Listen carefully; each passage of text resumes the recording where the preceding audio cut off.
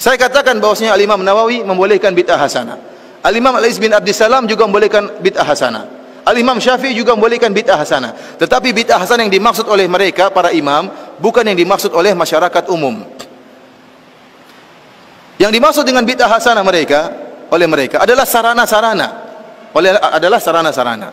Contohnya apa? Makanya saya akan bacakan di sini perkataan Al-Iz bin Abdissalam tentang yang dimaksud oleh bid'ah hasanah oleh beliau. Al-Iz bin Abdissalam ini ulama besar mazhab Syafi'iyah yang dinukil perkataannya oleh Imam Nawawi sehingga mengikuti mengatakan bahwasanya bid'ah terbagi menjadi 5. Dia mengatakan bid'ah terbagi menjadi 5. Dan sebelum saya membacakan perkataan beliau, saya ingin jelaskan. Yang dimaksud dengan bid'ah hasanah oleh para ulama Syafi'iyah adalah hal-hal yang berkaitan dengan sarana, bukan ritual. Contohnya mereka mengatakan di antara bid'ah hasanah, bid'ah yang wajib atau bid'ah yang mustahab, contohnya bikin jembatan. Contohnya bikin pondok. Bikin pondok ada enggak di zaman Nabi? Pondok ada enggak di zaman Nabi? Enggak ada. Di zaman Nabi orang belajar di masjid, enggak ada pondok. Tetapi di zaman sekarang dibuat pondok. Pondok itu bukan ritual ibadah, tapi pondok itu sarana untuk bisa belajar agama. Kemudian contohnya mereka mengatakan ilmu nahwu dan shorof, ilmu bahasa Arab. Di zaman Nabi tidak ada namanya ilmu nahwu dan shorof. Kenapa? Karena para sahabat semuanya bisa bahasa Arab. Yang butuh dengan ilmu nahwu dan shorof adalah kita-kita ini yang bahlul tidak tahu bahasa Arab. Makanya harus belajar ilmu nahwu dan shorof. Ini tidak ada di zaman Nabi, namun ada di zaman sekarang, dan ini bukan ritual, tapi dia merupakan sarana untuk bisa memahami bahasa Arab. Contohnya lagi ilmu jarh wa ta'dil. Ilmu jarh wa ta'dil adalah ilmu untuk mempelajari dan mengetahui kredibilitas para perawi hadis. Hadis diriwayatkan oleh para perawi. Kita harus tahu bagaimana kredibilitas para perawi ini. Bisa enggak diambil periwayatannya atau tidak? Di zaman Nabi ilmu ini tidak ada. Kenapa? Karena para sahabat langsung meriwayatkan hadis dari Nabi, tidak melalui perantara perawi. Di zaman sekarang butuh, karena dari sahabat sampai kepada kita banyak perawinya. Maka butuh namanya ilmu jarh wa ta'dil. Ilmu ini dinamakan dengan bid'ah yang wajib menurut sebagian ulama. Kita bilang ini yang dimaksud oleh para ulama dengan bid'ah hasanah adalah masalah sarana. Contohnya apa? Mikrofon, ini juga bid'ah, tapi dia sarana. Contohnya mereka mengatakan bid'ah hasanah adalah pengumpulan Al-Quran. Di zaman Nabi tidak ada pengumpulan Al-Quran, tetapi Al-Quran ditulis dalam lembaran-lembaran yang terpisah-pisah. Di zaman Abu Bakar ada ide untuk mengumpulkan Al-Quran lembaran-lembaran tersebut, dan ini disebut dengan bid'ah hasanah karena di zaman Nabi tidak ada. Tetapi pada hakikatnya dia bukan ritual ibadah, tetapi dia sarana untuk mempelajari Al-Quran. Maka butuh lembaran-lembaran tersebut dikumpulkan.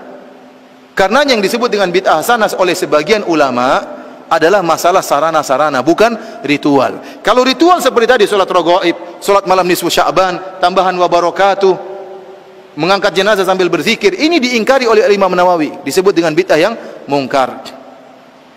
Sebagian orang-orang Indonesia tatkala melihat ternyata sebagian ulama Syafi'iyah membolehkan bid'ah hasanah, mereka salah paham. Mereka menyangka bid'ah hasanah yang dimaksud kreasi sebebas-bebasnya. Padahal tidak, yang dimaksud dengan bid'ah hasanah adalah masalah sarana dan sarana, bukan membuat ritual ibadah yang baru. Ya. Karena lihat, tatkala Imam Al-Iz bin Abdissalam mengatakan bid'ah terbagi menjadi bid'ah yang wajib, bid'ah yang haram, bid'ah yang mandub, dan bid'ah yang makruh, dan bid'ah yang mubah. Jadi bid'ah ada berapa? Wajib, mustahab, kemudian makruh, haram, dan mubah. Ada 5 macam bid'ah. Kemudian beliau menyatakan ada beberapa contoh bid'ah yang wajib, kata beliau. Yang pertama, berkecimpung dalam ilmu nahwu, yang dengan ilmu tersebut dipahami perkataan Allah dan perkataan Rasulullah. Hal ini hukumnya wajib. Menjaga syariat tidak mungkin kecuali dengan ilmu nahwu. Contoh kedua adalah menjaga kata-kata yang asing, yang gharib. Jadi di zaman Nabi tidak ada penulisan kata-kata gharib. Jadi ada bahasa Arab, bahasa yang luas. Dan Nabi dan para sahabat mengerti bahasa Arab dengan detail. Kemudian berlanjut dengan berjalan waktu, sebagian ulama pengetahuan tentang bahasa Arab berkurang. Oleh karenanya bahasa Arab yang susah-susah harus ditulis, dikumpulkan supaya orang tidak lupa. Pengumpulan tulisan bahasa-bahasa Arab yang susah ini dianggap bid'ah yang wajib oleh Al-Iz bin Abdissalam. Ini ritual ibadah atau bukan? Bukan, dia bukan ritual, tapi hanyalah sarana untuk menjaga syariat. Contoh ketiga, bid'ah yang wajib adalah penulisan usul fikih. Usul fikih juga tidak ada di zaman Nabi, tetapi dia bukan ritual ibadah. Ilmu usul fikih adalah ilmu untuk mempelajari penunjukan bahasa-bahasa Arab. Di zaman Nabi tidak perlu, karena para sahabat sudah ngerti bahasa Arab dan penunjukan bahasa Arab tersebut. Ini ilmu, bukan ritual ibadah, bukan suatu ritual, tetapi sarana untuk bisa mempelajari agama. Dia sebutkan juga di antara contoh bid'ah yang mustahab, di antaranya pembuatan ar-rabat dan sekolah-sekolah, buat pondok, sekolah-sekolah, ini bid'ah hasanah. Bid'ah yang mustahab. Dari sini ikhwani fillah wa akhwati fiddin azanillahu iyyakum, kita paham ternyata meskipun sebagian ulama Syafi'iyah membolehkan adanya bid'ah hasanah, namun bid'ah hasanah yang mereka maksudkan tidak sebagaimana yang dipahami oleh banyak orang, sehingga mereka menyangka boleh berbuat kreasi dalam ibadah sebanyak-banyaknya. Ini tidak dibenarkan, ya. Yang dimaksud bid'ah hasanah oleh mereka hanyalah, ya, perkara-perkara yang berkaitan dengan sarana dan bukan ritual ibadah. Karena kalau kita membuka bab ini, setiap orang boleh bikin ritual agama, maka akan banyak kelompok-kelompok yang aneh-aneh. Akan banyak kelompok yang aneh-aneh. Ada yang berzikir dengan menggerakkan kepalanya, la ilaha illallah, ya, seperti itu apa? Illallahnya harus begini. Kenapa begitu? Enak saya rasakan kalau. Kenapa kalau saya illallah sebelah kiri enak atau tidak, ya? Orang juga, ya. Oleh karena saya katakan bid'ah hasanah semuanya relatif, tidak ada yang absolut.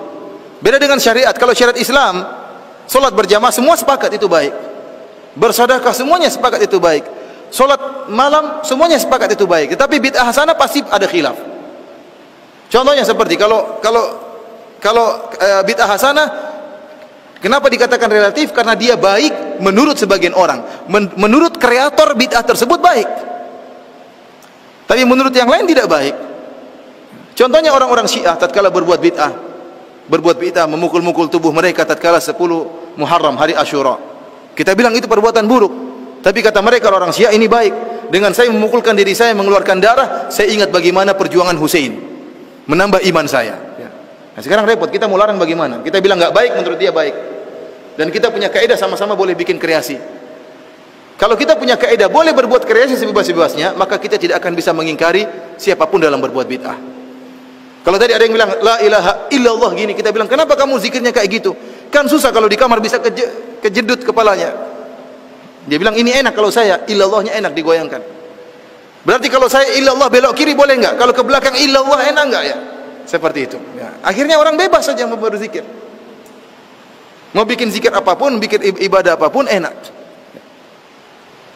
Oleh karena kita bilang suatu yang hasanah bid'ah itu pasti relatif. Namun anehnya masing-masing merasa itu yang baik dan memburukan yang lainnya. Sekarang ada banyak 5 pelaku bid'ah misalnya. Ada thariqah misalnya, thariqah Rifaiyah, ada thariqah Tijaniyah, ada thariqah Naqsyabandiyah. Masing-masing punya bid'ah khusus. Masing-masing punya bid'ah khusus. Masing-masing punya salawat khusus. Masing-masing punya cara ibadah khusus. Yang satu menganggap dia yang terbaik, yang lain kurang baik, yang lain juga demikian. Masing-masing merasa terbaik. Itulah akibat dari bid'ah. Padahal ikhwani fillah azanillahu iyyakum, kalau boleh bebas berbuat bid'ah,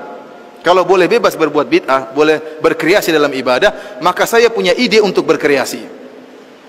Ide saya untuk berkreasi, saya punya ide yang sangat indah. Saya akan katakan kepada mereka, para pencetus bid'ah, saya punya ingin bikin bid'ah. Bid'ah saya adalah tidak boleh beribadah kecuali dengan pemahaman para sahabat. Dengan cara seperti ini umat Islam akan bersatu. Oh, mereka bilang, oh nggak boleh kalau itu. Ya, berarti saya punya bid'ah, kamu nggak nolak. Ya, kalau gitu saya juga boleh nolak bid'ah kamu. Karena ikhwan, bid'ah tidak ada yang absolut, semuanya relatif.